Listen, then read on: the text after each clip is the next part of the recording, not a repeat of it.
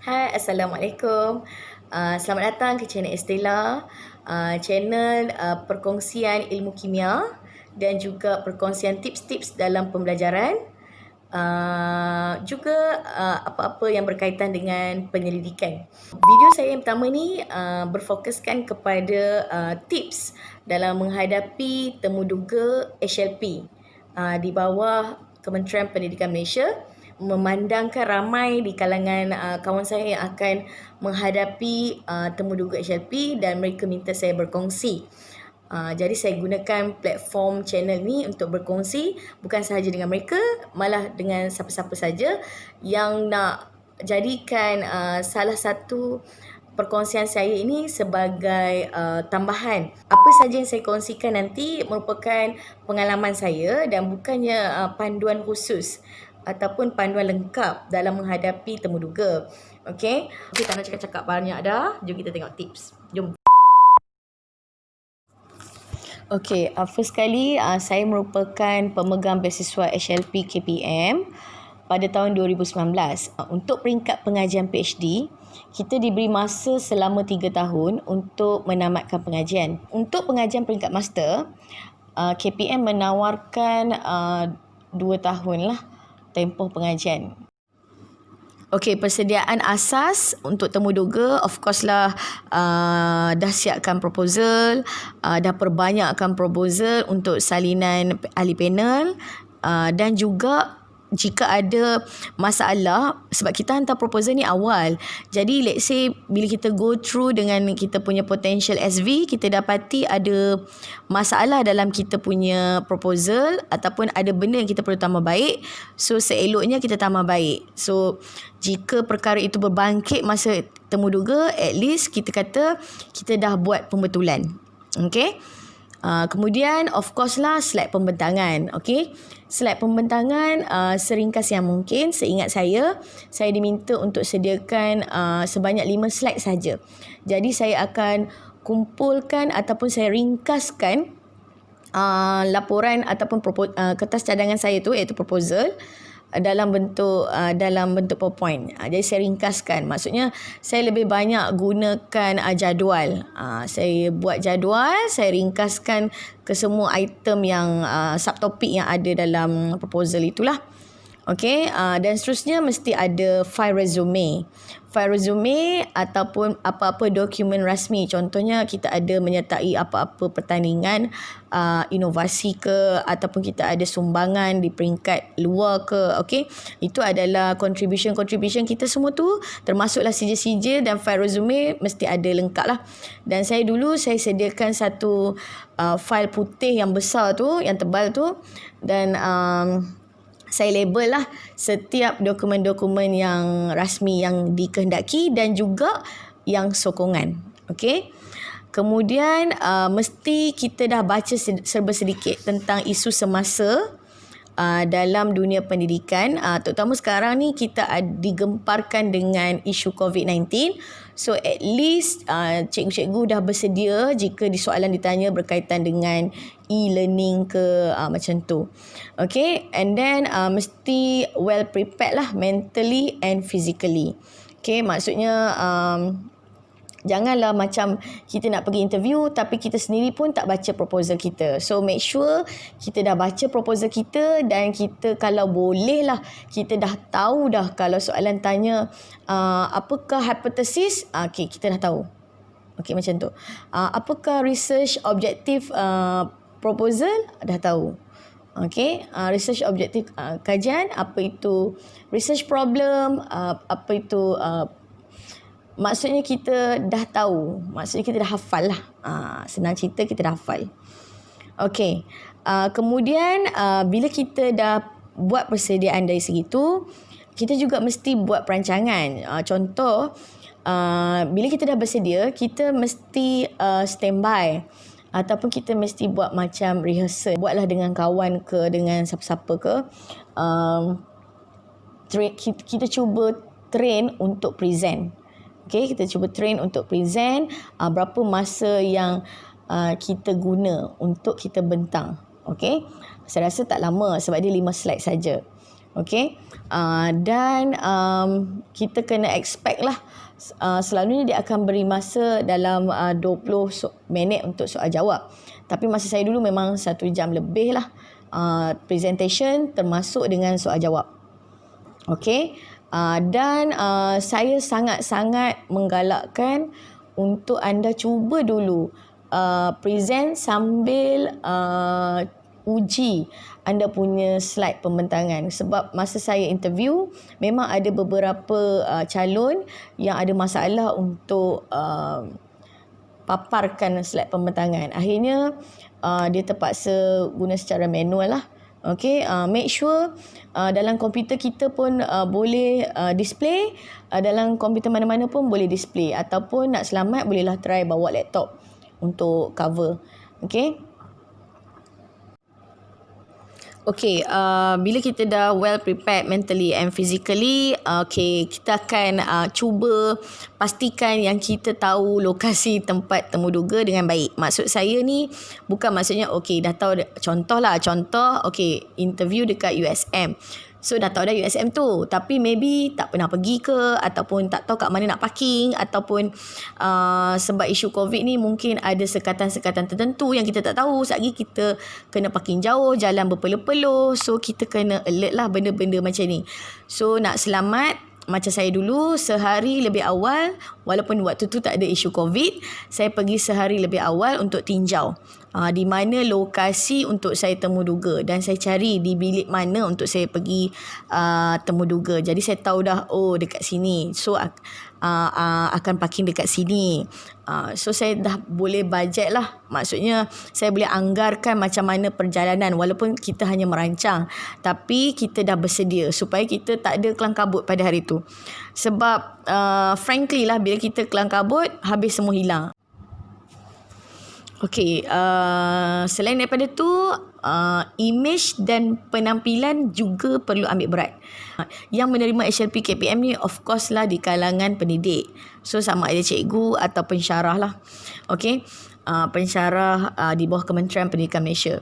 Perlu ada contoh macam name tag. Okay, kena ada lah name tag. Kemudian pakaian tu mestilah yang kemas, pakaian formal. Okay, kalau ada blazer untuk lelaki boleh pakai blazer. Okay, dan make sure kalau yang perempuan tu make sure kasut bertutup lah. Okay, kita kena proper lah. Macam kita nak interview mula-mula nak jadi cikgu, macam tu. Okay, dan pakaian tu tak perlulah sampai menonjol. Pakaian tu biasa saja, tidak ketat dan sederhana lah. Kalau ada corak-corak tu, avoid lah corak-corak yang melampau-lampau. Okay. And then make sure kita sentiasa senyum dan mempunyai eye contact yang baik dengan panel ataupun dengan siapa-siapa lah semasa kita hadiri sesi temuduga tu. Okay, masa di ruang menunggu pun pastikan kita mempunyai satu komunikasi yang baik. Sebab yang berada di luar tu adalah pegawai-pegawai daripada bahagian beasiswa, mereka juga melihat kita. Jadi kita kena tunjukkan imej kita yang baik lah. Okay, dan jangan terlalu tegang sangat. Maksudnya jangan terlalu stres sangat menghafal, membaca. So sesekali boleh bertukar-tukar fikiran dengan kawan sebelah. Okay, kongsi tu dapat reducekan kita punya stres, reducekan kita punya nervous. Okay. Tapi janganlah macam setiap kali orang keluar daripada bilik temuduga tu semua nak pergi serbu dia, tanya soalan apa nak keluar. So itu macam lagi stres lah kan, lagi nervous. So just tenang. Yang penting baca proposal kita balik. Sebab kadang-kadang kita dah, walaupun kita dah hafal, kita lupa balik. So kita baca balik, tengok balik nota-nota penting, tengok balik potential question yang panel boleh tanya. Okay. Okay, seterusnya saya nak kongsikan tips dan trik daripada pengalaman saya lah. Okay, nak tengok balik apa yang pentingnya semasa interview ni. Okay, yang pertama sekali, of course lah, kita kena goal setting ataupun kita kata pasang niat. Okey, tetapkan niat kita, tetapkan matlamat kita. So, yang pertama sekali, kita kena tetapkan apa tujuan kita untuk mohon HLP. Okey, sebab niat kita ini akan menentukan bagaimana hala tuju kita. Okey. Yang kedua, tetapkan big why kita. Okey, tetapkan big why kita dan kita hendaklah fokus pada niat tu dan kita kena doa lah. Usaha saja tak cukup lah, kena seiring dengan doa dan pastikan kita ada satu matlamat utama apa kita akan buat selepas kita graduate. Okey, itu kita kena tetapkan dulu. Okey, yang seterusnya tadi kita dah bincang mesti ada persiapan slide pembentangan. Jadi tipsnya ialah bila kita nak buat slide, macam saya cakap tadi, saya hanya perlu sediakan 5 slide. Okey, daripada 5 slide tu saya ringkaskan proposal saya. Okey, perkara yang penting mesti ada dalam slide. Okey, katakanlah terlalu banyak sangat yang kita buat dalam proposal sampai kita tak tahu nak ringkaskan. At least mesti ada benda ni. Contoh, yang pertama mesti ada tajuk. Okey, mesti ada tajuk kajian. Okey. Dan mesti ada latar belakang serba ringkas. Latar belakang kajian serba ringkas. Okey, dan mesti ada dalam kita punya slide itu problem statement ataupun penyataan masalah, research objektif ataupun objektif kajian, dan juga research question at least ataupun kita kata persoalan kajian. So problem statement, research objective, research question ni selalunya saya akan letakkan dalam jadual lah. Maksudnya dia satu row macam tu. Okay. Dan mesti ada bahagian metodologi yang menunjukkan reka bentuk ataupun kita panggil research design. Reka bentuk kajian kita nak guna kajian apa? Kajian kuanti ke, kajian kuali ke, kajian mixed method ke. Okay. Kena tengoklah tu balik. Kemudian kena ada maklumat. Walaupun sebenarnya kita tak belajar lagi, kita cuma baru propose, tapi mesti kita dah tetapkan nak guna apa. Okey, kita dah ada satu kita panggil apa perancangan. Nak guna research. Kalau saya nak buat tajuk ni, apa research objektif saya, apa saya punya problem statement, apa saya punya research objektif, apa saya punya research question, apa hypothesis kalau ada, dan apa research design saya, nak guna, instrumen apa yang saya nak pakai, macam mana saya nak collect data from that instrument, dan macam mana saya nak analyse data tu nanti. Maksudnya kita propose what are we going to do. Okay. Dan kalau boleh nyatakan semua tu dalam bentuk yang ringkas ataupun dalam bentuk jadual. Lagi mudah nampak lah. Okay, kalau terlalu banyak sangat wording lagi susah nak nampak dan nanti kita nampak macam kita terlalu sangat membaca slide. Kita sepatutnya mengupas apa yang kita buat, poin-poin dalam slide. Itu sepatutnya yang menunjukkan anda dah menguasai kajian. Walaupun itu hanyalah proposal saja. Okay. Janganlah takut. Proposal ni just kita propose saja untuk HLP. Tak semestinya apa yang kajian kita propose tu kita akan buat nanti. Okay. Mungkin akan bertukar ikut SV kita macam mana. Tapi kita nak pastikan kita dapat dulu interview HLP ni. Kita nak dapat dulu HLP ni. So make sure kita dah study lah kita punya kajian. Maksudnya kita dah bersedia dah dengan kajian kita. Bukan tangkap muat lah. Sebab kalau tangkap muat ni nanti akan ada masalah. Bila dia tanya kita tak tahu. Okay. Okay. Pentingnya lagi bukan setakat itu saja. Kita juga kena pentingkan kita punya file. Okay.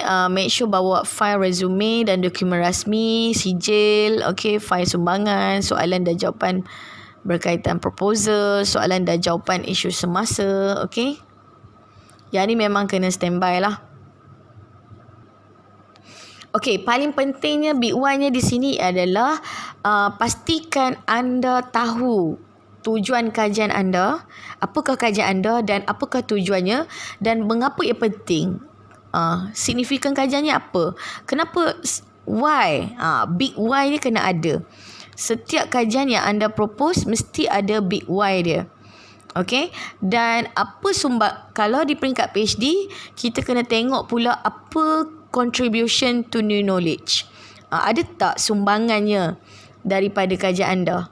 PhD memang kena menyumbang sesuatu kepada penemuan ilmu baharu lah. Okay?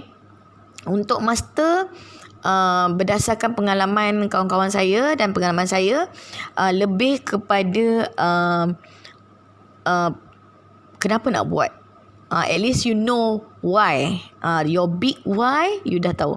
Tapi kalau PhD is not only big why, you juga kena tahu apa contribution you. So you kena ada big why dan you kena ada contribution to new knowledge. Okay? And then make sure kajian anda ni achievable. Logik, yang relevan, yang boleh dicapai. Bukanlah kita nak bagi kajian yang terlalu tinggi cita-citanya, tak perlulah sampai nak menyelesaikan masalah dunia.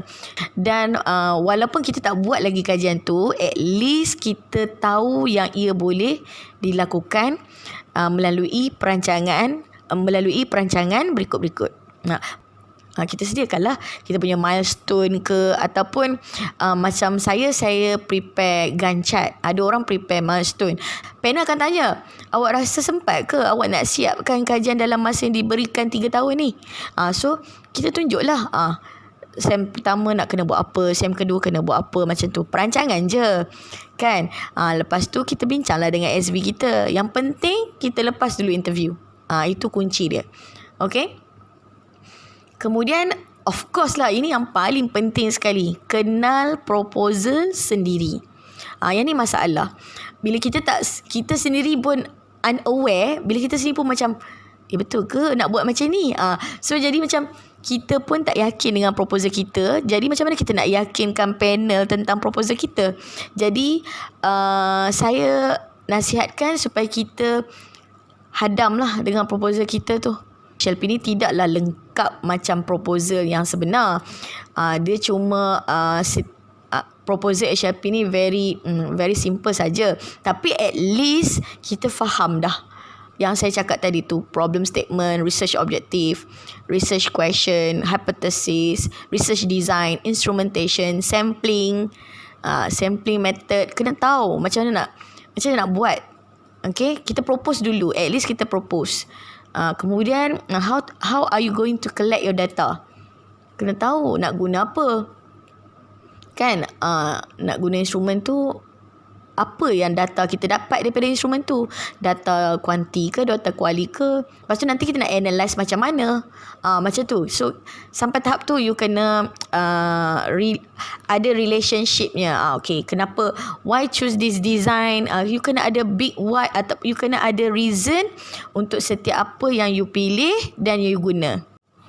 Okay. Kalau kita nak kongsikan kronologi sesi temu duga, sekadar pengalaman saya je lah. Ini bukanlah kronologi sebenar yang anda bakal hadapi nanti, sebab mungkin berbeza-beza.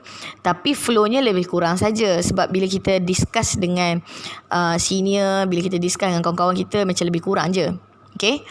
Yang pertama sekali, kronologinya adalah bila kita masuk je bilik temu duga tu, memang dia akan minta kita bahan-bahan kita tadilah kita bagi.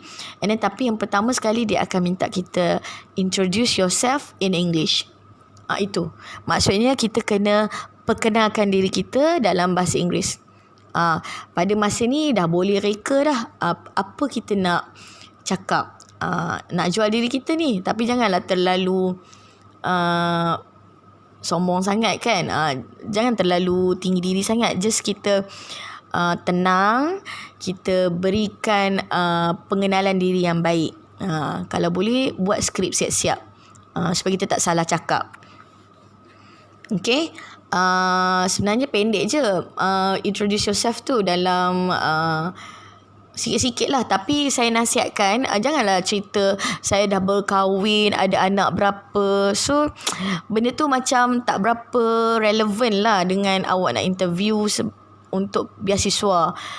Seeloknya awak introduce yourself, you punya bidang kerja apa, background kerja you, apa yang you buat, adakah anda ni terlibat dengan apa-apa program untuk peningkatan kecemerlangan ke, ataupun program-program inovasi, projek-projek inovasi ke, ataupun apa-apa program peningkatan profesionalisme. Itu lagi baik kan. Alright. Next adalah kita akan diminta untuk membentang. Kita akan diminta untuk membentang. So macam biasalah, mulakanlah dengan tajuk dan penyataan masalah. Kalau boleh, attract panel untuk dengar. Jangan baca slide. Sebab tu saya kata slide tu jangan tulis banyak sangat perkataan. Sebab nanti kita akan tense untuk baca. Sebab banyak wording kan, lebih baik baca. Betul tak? So jangan baca slide tu. Make sure pendek-pendek je. Tapi jangan pendek sampai tak tahu apa-apa pula. At least dia ada hint lah nak cakap apa. Buat key point. Ataupun buat point-point pendek. Jadi lepas tu kita boleh elaborate. Bila kita elaborate tu, maknanya panel akan tumpu pada kita. Itu yang penting. Okay. Kemudian bila kita dah habis present, dia akan terus kepada Q&A session. Okay, Q&A session ni mula-mula dia akan tanya dulu isu-isu semasa dalam pendidikan. Okay. Kemudian dia akan kalau bidang PhD, kaji balik kita punya, dia akan tanya soalan berkaitan dengan kajian kita.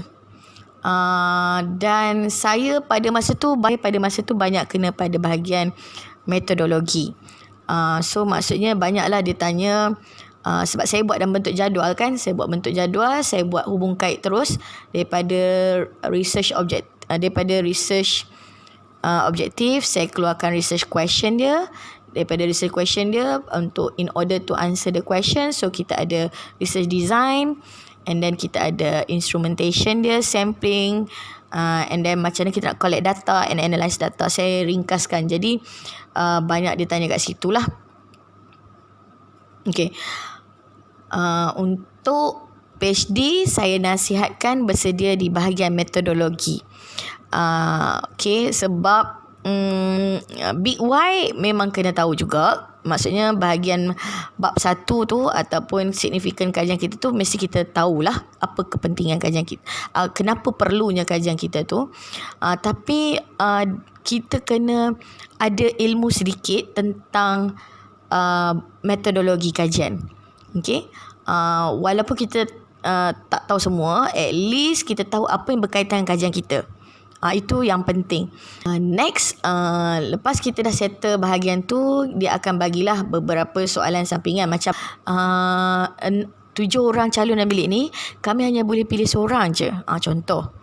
Jadi boleh tak bagi tahu kenapa kami kena pilih anda? Soalan dia macam tu. Pada masa ni, janganlah tak tahu. Janganlah macam rendah diri pula. Cakap, tak apalah, tak dapat pun tak apa. Janganlah macam tu. Sebab kita datang interview, bukan kita nak belagak tau. Kita datang interview sebab kita memang nak beasiswa tu. Jadi, cuba sehabis baik untuk dapatkan beasiswa tu. Dapat tak dapat itu dah jadi rezeki lah. At least kita dah berusaha. Kenapa kita nak? Kenapa kita yakin yang kita boleh siapkan dalam masa yang kita tetapkan? Kadang-kadang dia tanya juga, dah daftar ke dekat universiti tu? Okay. Dah ada ke potential SV-nya? Dia akan tanya macam tu. Jadi bersedialah. Seeloknya cakaplah, seeloknya memang kita digalakkan untuk adalah potential SVs. At least dah ada connection, dah ada komunikasi antara SV. Maksudnya dia cuma nak tengok kita ni dah bersedia tak nak belajar. Sebab dia nak bagi kita sumber kewangan untuk kita sambung belajar. Jadi tak nak kita main-main. Jadi itu adalah kuncinya. Okay, sampai sini saja perkongsian saya mengenai pengalaman temu duga HLP. Semoga anda dapat buat yang terbaik. Saya doakan anda berjaya. Dan terpilih untuk menghadiri terburuga pun satu kejayaan yang besar. InsyaAllah sikit saja lagi untuk dapatkan HLP itu. Assalamualaikum. Jumpa lagi.